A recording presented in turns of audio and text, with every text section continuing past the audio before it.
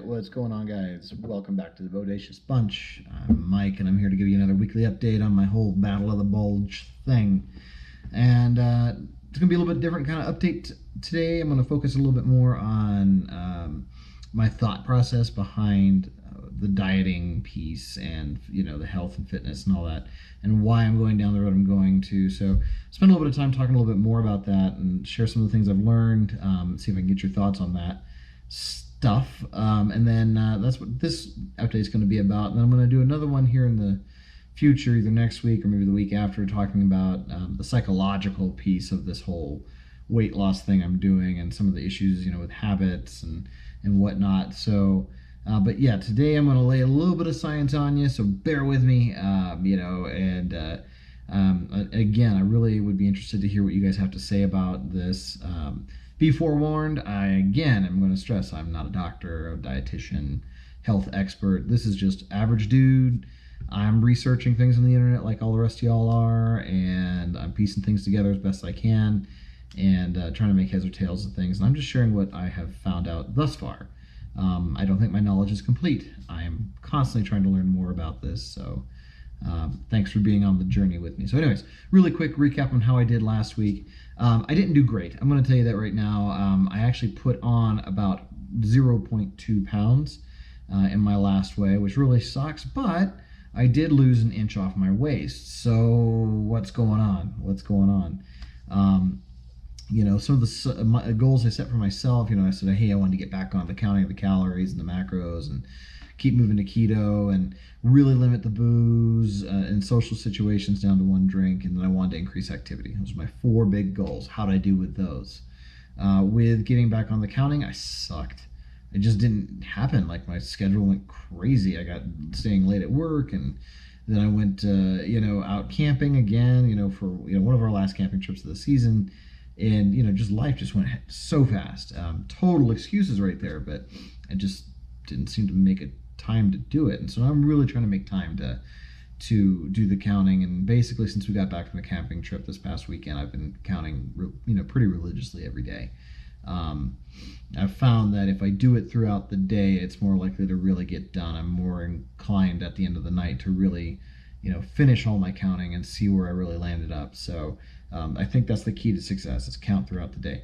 Continuing moving towards keto, overall, on the days that I wasn't camping, I was doing really good there. So we were increasing salads, I was doing the green smoothie thing, I was increasing the amount of healthy fats I was ingesting, and reducing the amount of carbs.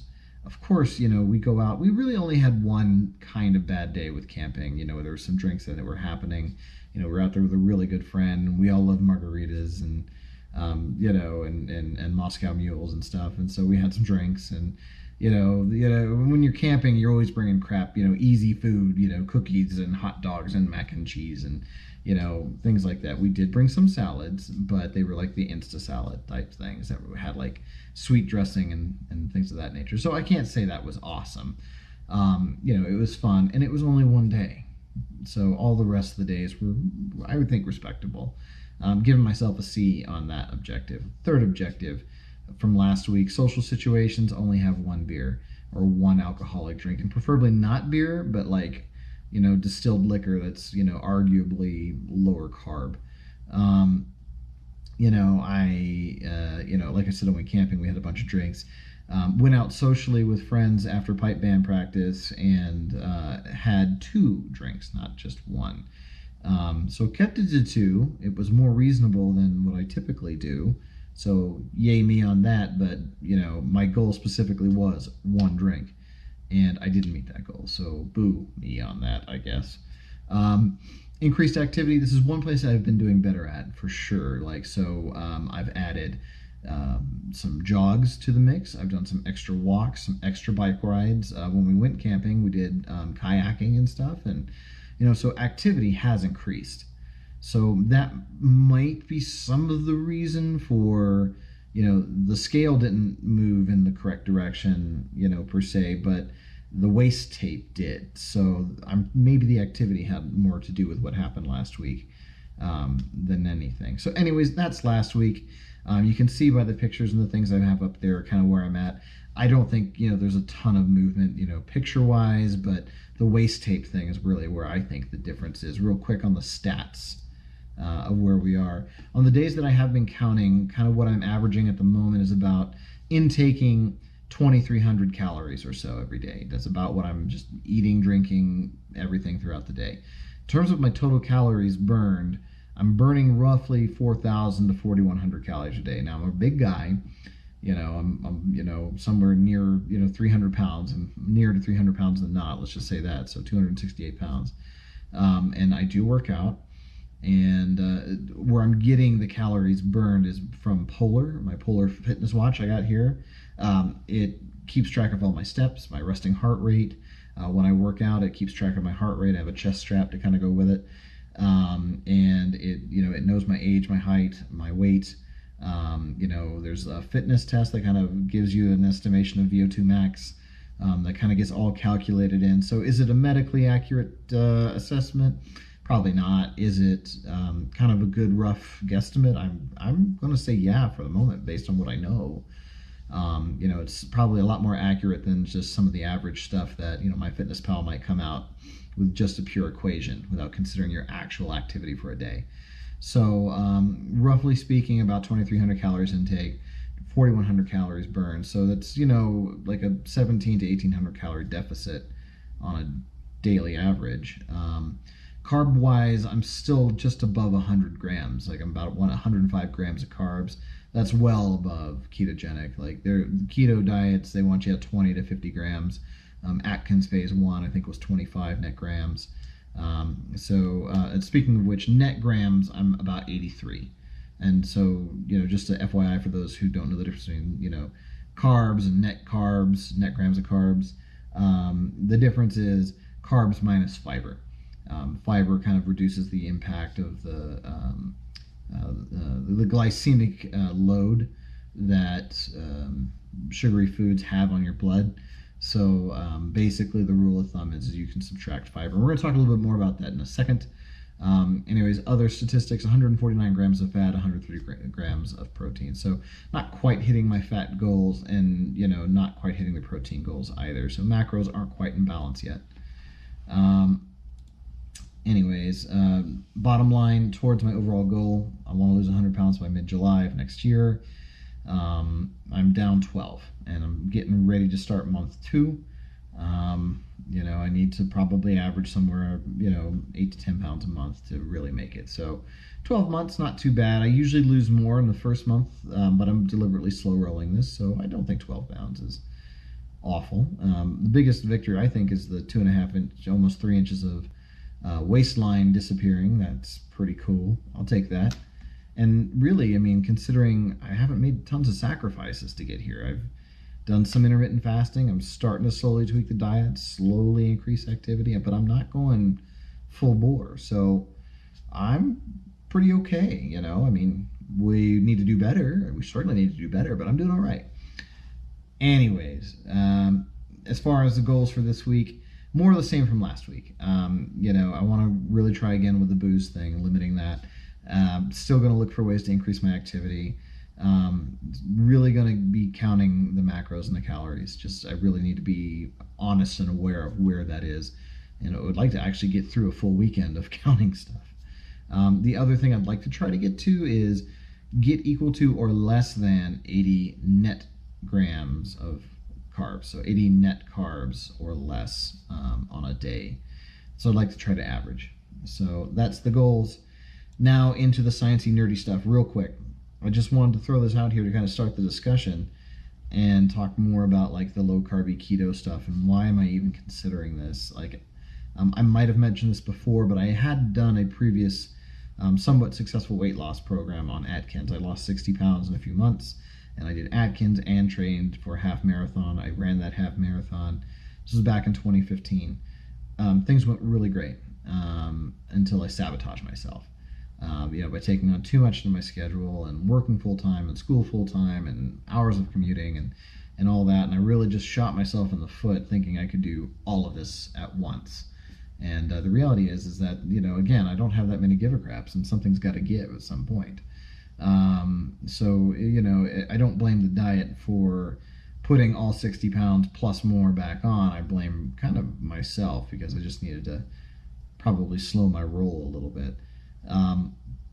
But I'd never lost so much weight so fast before. I have gone through a few other weight loss, efforts in my life. Including before I joined the Air Force. My wife and I, we worked our butts off doing the traditional work more, do less, count your calories, low fat kind of diet stuff. And we worked for months and months and months and really didn't make much progress at all. And we were in our 20s, early 20s. So we were younger, and we were spending hours at the gym. And, it just didn't really work great. But the low carb thing worked great for me, maybe not for my wife or my mother, but other people I know that have tried this, some people just hate it, but it worked great for me. So I want to kind of figure out, like, what is that all about, and why would that work great, and is this really a thing? Is it a fad? Nobody wants to be a part of a fad. So anyway, so my thought process is, like I said before, I do think calorie deficit is a thing. I think that counting calories is a thing, but I don't think it's everything. I think there's more to it. The reason I think that is, take a scenario. Let's say in order to maintain my weight, I have to eat 3,000 calories a day. And so thus to lose weight, let's say I cut that down to eating only 2,000 calories a day. Mathematically, that means I should be losing about 2 pounds a week-ish, give or take, right? 3,500 calories equals a pound, I think is what they say. So, but let's say in a day, I eat 2,000 calories of nothing but, ice cream, cookies, craft beer, jelly beans, that kind of stuff. 2,000 calories of nothing but that. I'm not eating fruits, vegetables. I'm not doing great with meat. I certainly would think that those 2,000 calories, even though it's mathematically a deficit, I can't imagine anybody is going to think that that's going to make them healthy. And I'm going to venture to say it's probably not even going to make you thin per se. Like I just think that you're going to feel nasty, miserable, unhealthy, and it's really just not going to help you with your weight loss. Certainly not in the long term. I think we can all agree on that. So if that's the case, then the simple math of calories in, calories out is too simple. It just doesn't make sense in and of itself. So there's some caveats, some things we got to think about. I really I personally like to view calories as a summary. It's a useful summary, it's a useful tool, but it's imperfect. I don't think all calories are created equal. So the biggest question I think we all want to ask ourselves, all of us who are trying to lose weight, is what actually causes your body to burn fat? What is that? And what I have discovered is, in order for your body to use its fat, that is, its stored excess energy, there is a biological process called lipolysis that it has to go through. So lipolysis is the mobilization of stored lipids, which is a fancy word for fats. It mobilizes those stored lipids so that they can be used as energy by your body. Body fat, which is also called adipose tissue, is made up of cells called adipocytes, which contain a lipid droplet. So about 85% of each adipocyte cell is basically a big droplet of triglycerides. So what happens is, to get that droplet out of the cell, a hormone, an enzyme called hormone-sensitive lipase is activated by epinephrine and by glucagon to basically break apart the triglyceride into free fatty acid molecules and a little bit of glycerol.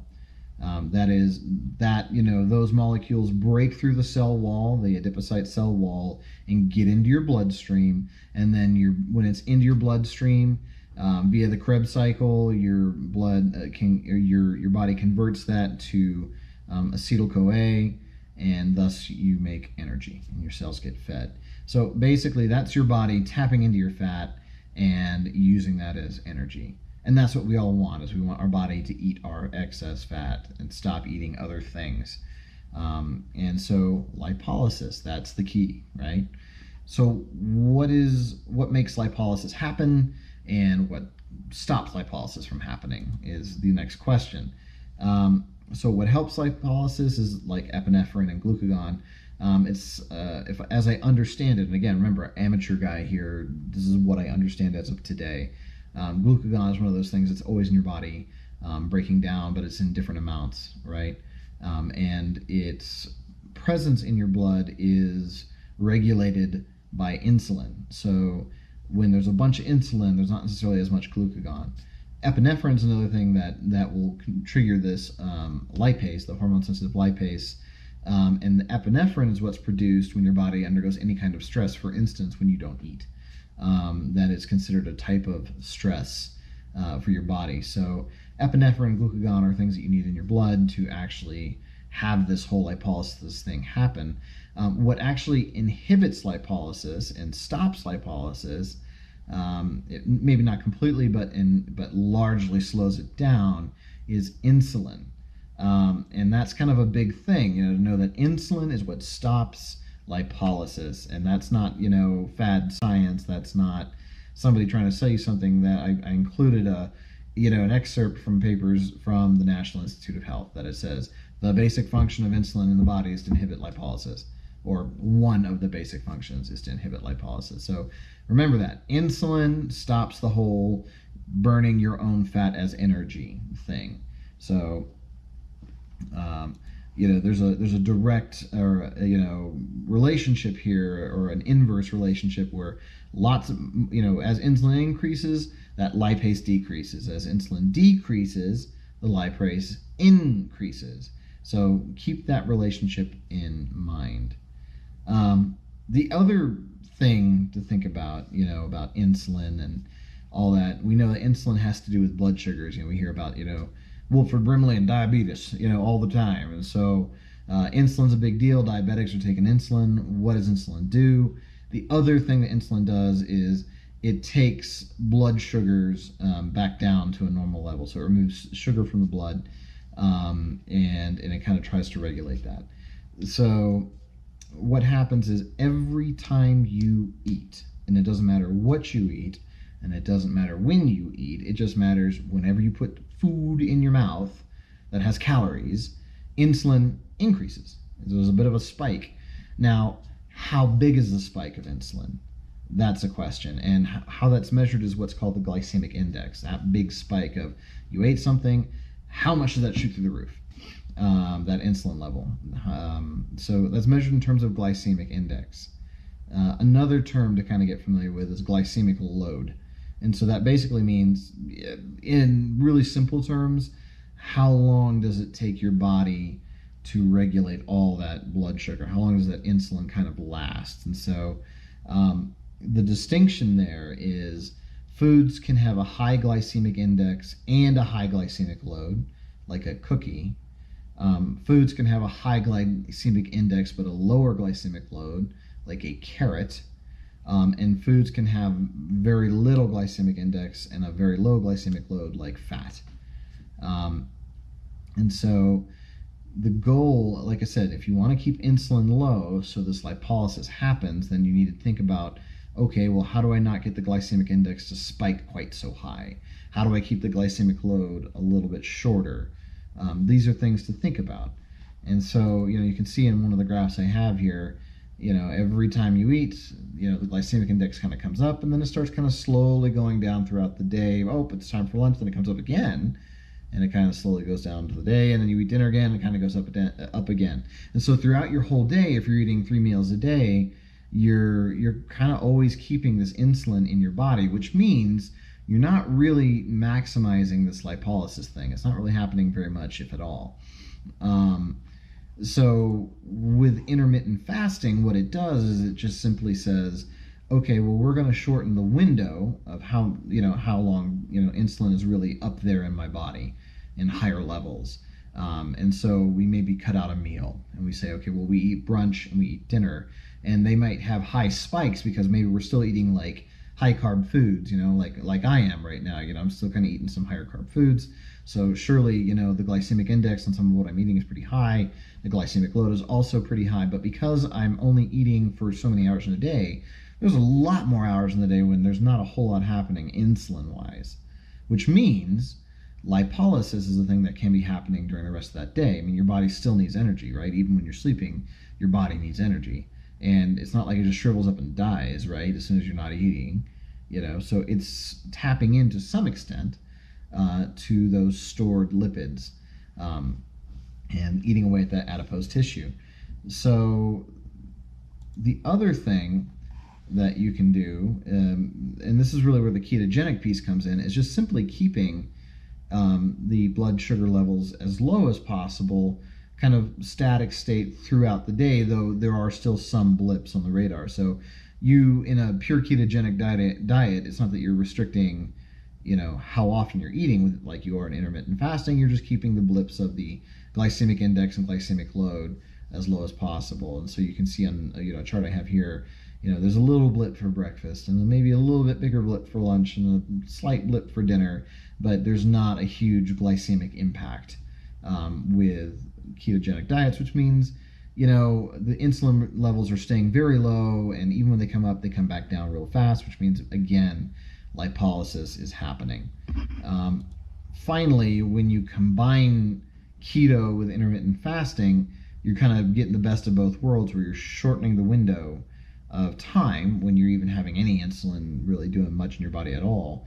And even when you do eat during that eating window, you're bringing that insulin level back down as fast as you possibly can. Again, it's maximizing lipolysis. It's trying to get that happening more. The last chart I kind of have for you is showing you the impact of eat more and do less. And I remember, I went through the Health and Welfare Center at the, in the Air Force, and they preached, 6 meals a day and, low calorie, low fat diets, high carb diets. And so, you would make your, meals for the day in all these little containers, and you're kind of eating kind of throughout the day. Well, including things like granola and oatmeal and things that, maybe aren't the worst things for you, but they do have a high glycemic impact and a significant glycemic load. So throughout the day, you're always eating, and the insulin never really stops. So sure, you're probably losing some weight. I'm not saying it doesn't happen, but, you're not maximizing, that whole, like, your body using your own fat. And I don't know. That's really something I'm interested in going after. So anyways, that's why I'm heading towards the keto and intermittent fasting combination, because the whole lipolysis and insulin thing makes sense to me.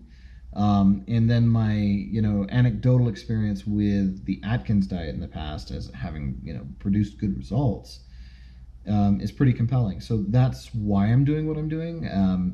It's not why I'm slow rolling my way to it. That's the habit psychological piece we'll talk about next week.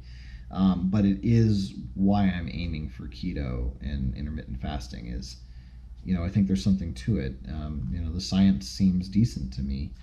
And it doesn't seem super fatty to me either. I know that there's like the whole Atkins industry and Atkins food and this and that. I'm not going to lie and say that people aren't trying to, make money off of it, but I can say that, it does make sense.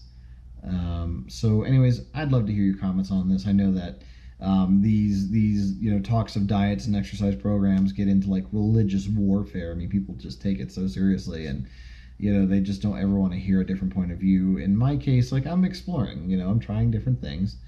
I'm not super excited to get back to a Biggest Loser style, diet, or the, eat less, do more only thing. I'd be resistant against it, but I'm also open to hearing that maybe I got it wrong, In any case, tell me what you think. I hope at the very least that some of the information I've shared here will give you something to think about, to say, well, is there something to this lipolysis stuff? Does Mike have it right? How about the insulin thing? I'm not a diabetic. Do I need to really be worried about insulin? Think about it. So anyways, hey, have a great day. Thanks for checking in. And if you haven't, subscribed, please do subscribe and I love all the encouragement and thoughts and prayers that you guys can throw my way. So thank you so much. We'll catch you next time.